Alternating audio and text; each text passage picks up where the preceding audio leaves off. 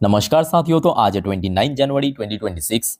देखिए, टेक्निकली अगर हम बात करें, आज बाजार पॉजिटिव में था और बहुत ही बढ़िया कमबैक किया। मतलब सुबह अगर आप देखेंगे 10 साढ़े 10 बजे तक तो मार्केट बहुत नीचे पहुंच गया था, मतलब नेगेटिव में चल रहा था। उसके बाद एकदम से रिकवर देते देते देते देते निफ्टी 50 आके क्लोजिंग दिया 25,000 साढ़े 300 25,400 जो क्रूशल रेजिस्टेंस लेवल उसको क्रॉस करके 25,418 पॉइंट पे लगभग 0.30% तेजी के साथ।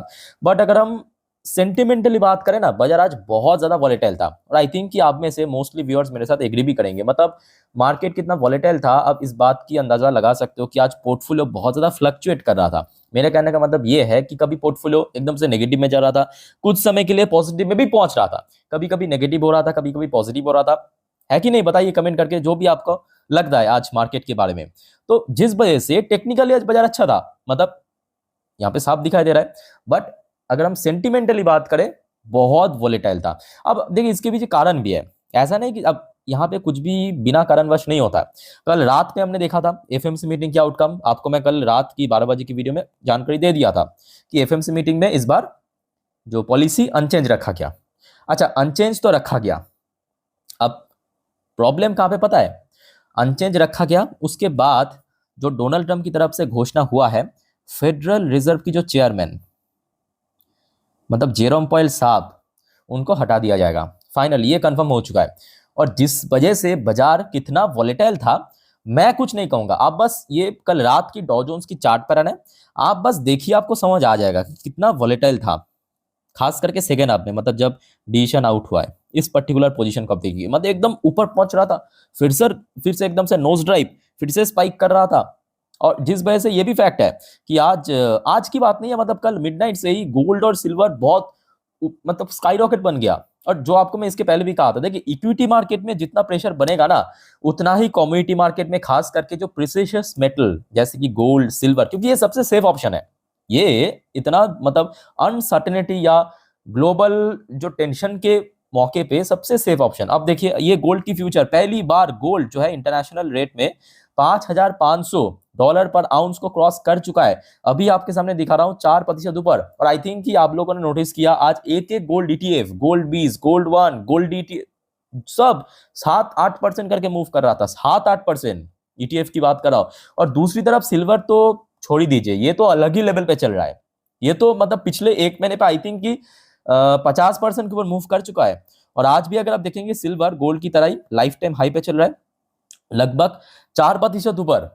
और आज एक एक सिल्वर ईटीएफ मैं देख रहा था, लगभग कोई 4%, कोई 3% इतना ऊपर चल रहा था। और ये आगे और बढ़ेगा। मैं आपको जो बार बार आपको पिछले एक साल से कह रहा हूं ना, कि आपको अगर लगे कि गोल्ड और सिल्वर अभी गिरेगा तो हम बाई करेंगे, आप बस वेट ही करते रहिए, आप वेट ही करते रहिए। क्योंकि आज की डेट में क्या हो रहा है पता है?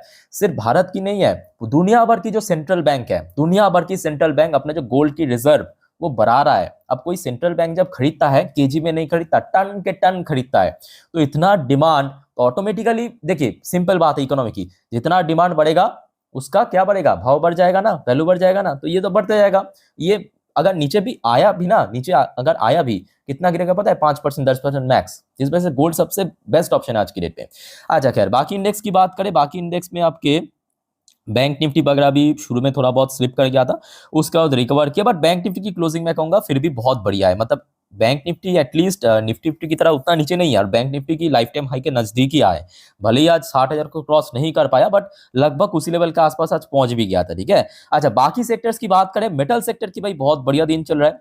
अब ये होगा ही, क्योंकि ग्लोबली अगर हम बात करें, सारे मेटल, सिर्फ यहाँ पे गोल्ड सिल्वर तो चलो ठीक है, ये सबसे मतलब वैल्यूएबल मेटल है। इसके अलावा कॉपर को आप देखिए, एल्युमिनियम को देखिए, आयरन को, सबकी भाव बढ़ रहा है। कॉपर की प्राइस इतना बढ़ चुका है, आज हिंदुस्तान कॉपर की भाव देखिए, वेदांता की भाव देखिए, सब स्काई रॉकेट बन चुका है सब। और मुझे लगता है कि 2026 ना मेटल के लिए बहुत सुनहरे साल होने जा रहा है।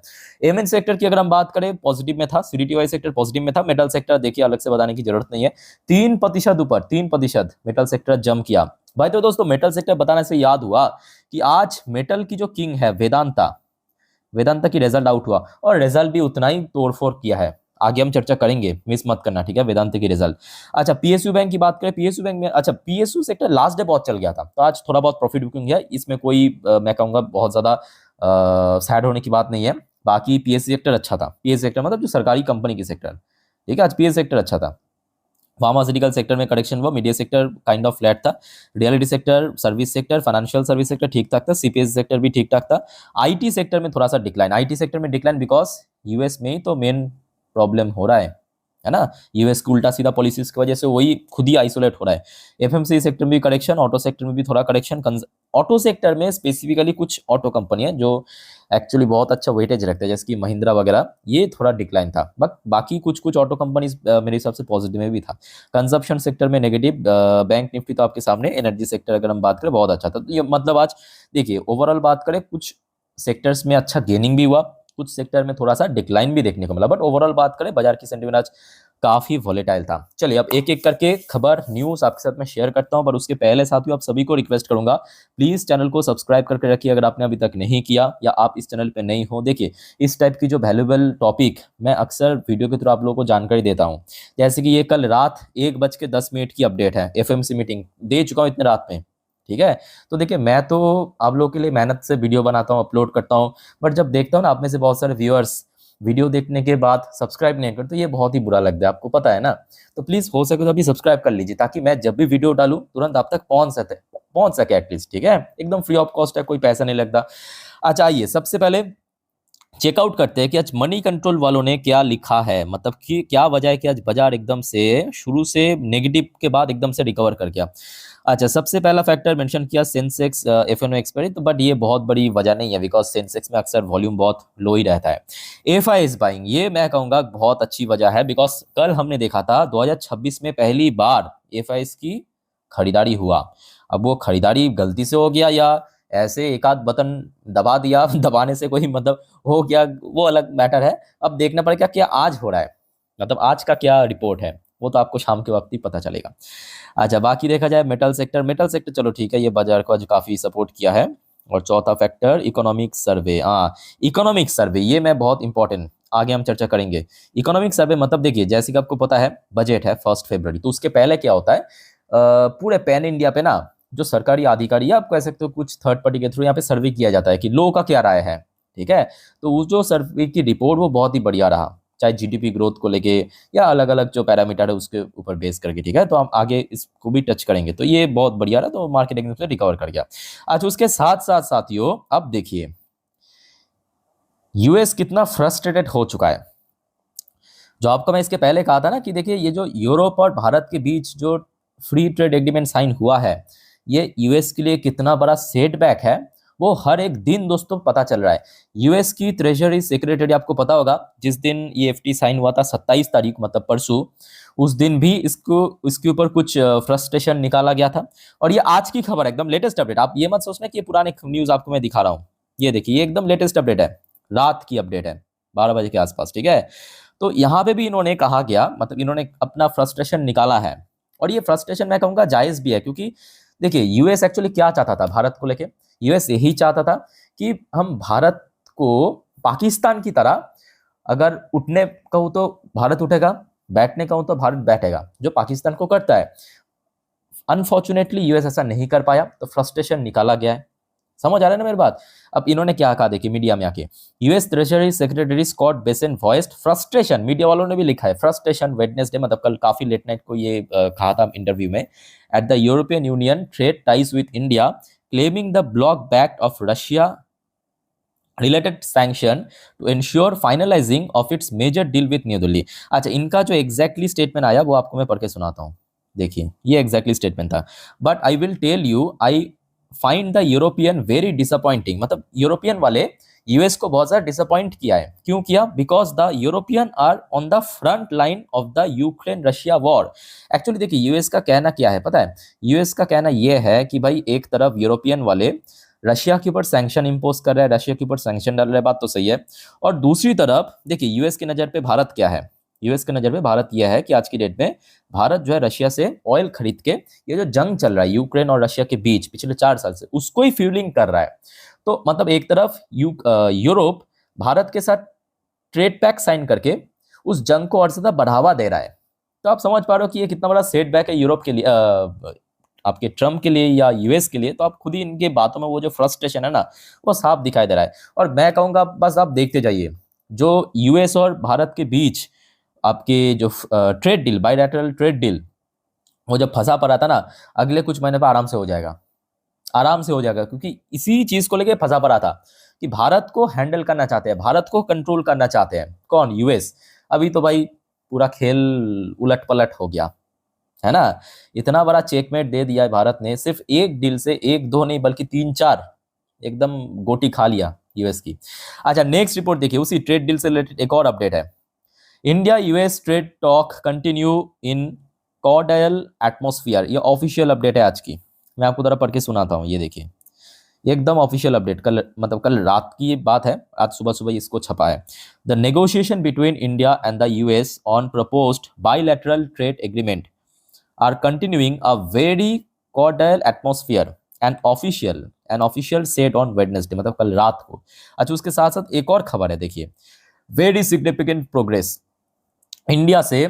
वो वाला जो पार्ट था वो यूएस की तरफ से कहा गया था, अभी इंडिया की तरफ से कहा गया, इंडिया से US trade pact nearing closure. तो भारत की तरफ से भी कहा दिया कि ये जो भारत और यूएस के बीच ट्रेड पैक्ट है वो लगभग क्लोजर की नजदीक आ चुका है। आप कह सकते हो कि ऑलमोस्ट कंफर्म होने की, या ऑफिशियल कभी भी यहाँ पे कंफर्मेशन आ सकता है। India and the United States have made very significant progress on their ongoing trade deal talk are very close to a positive outcome, government source have told NDTV, underscoring that work on US track continued even as India close the political landing zone on a India EU free trade agreement.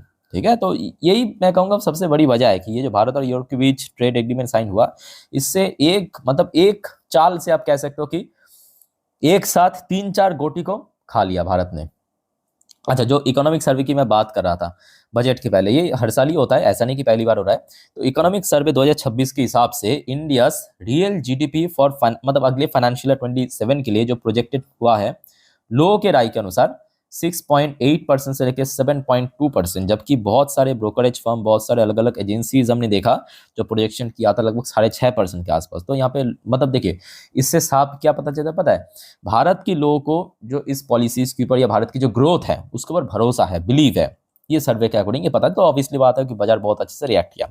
अच्छा, उसके साथ साथ साथियों ये भी आपको भूलना नहीं चाहिए कि इंडियन करेंसी की वैल्यूएशन अभी लाइफ टाइम लो पे चल रहा है। ठीक है, अब देखिए, जिसको इकोनॉमी के बारे में कुछ समझ नहीं आता ना, वो यही कहेगा भाई इंडियन करेंसी की वैल्यू गिर रहा है, तो मतलब बहुत बुरी बात है। देखिए, इसके पीछे ठोस वजह है, इसके पीछे क्या कारण है पता है, इसके पीछे भी मेन कारण है गोल्ड। याद रखना, ये जो कोई भी देश की सरकार या सेंट्रल बैंक जब करेंसी छापता है ना, वो उस देश के पास कितना गोल्ड है, उसका भाव कितना चल रहा है, उसके बेस पे छपा जाता है। ठीक है, अब सिर्फ यहाँ पे आप कहेंगे कि सर क्या भारत की करेंसी का वैल्यू गिर रहा है, तो जी नहीं, याद रखना, गोल्ड की प्राइस आगे जितना बढ़ेगा, दुनिया भर की करेंसी की वैल्यूएशन, क्योंकि गोल्ड के बेस पे हमेशा करेंसी की वैल्यू डिसाइड होता है, ना ही यूएसडी, ना ही आपके चाइना की यॉन या रशिया की रूबेल या यूरो या पाउंड, गोल्ड के बेस पे डिसाइड होता है, याद रखना। ठीक है, तो जिस वजह से गोल्ड की भाव जितना बढ़ेगा, याद रखना करेंसी की वैल्यूएशन भी थोड़ा थोड़ा करके गिरेगा। और ये सिर्फ भारत का नहीं हो रहा है, आप खुद स्टडी करके देखिए, यूएस का भी गिर रहा है, यूएसडी की भाव बहुत गिर गया, ओके, यूरो का गिर गया, पाउंड का गिर गया, और ये ऑल ओवर करेंसी का होगा इस वजह से। अच्छा, अब देखना होगा कि आज क्या होता है, मतलब आपके एफआईएस की कारोबार कैसा होता है, ये अपडेट तो आपको मैं रात में दे दूंगा। अच्छा, एक और छोटा सा अपडेट बाकी रह गया, इसको आप फटक से ले लीजिए।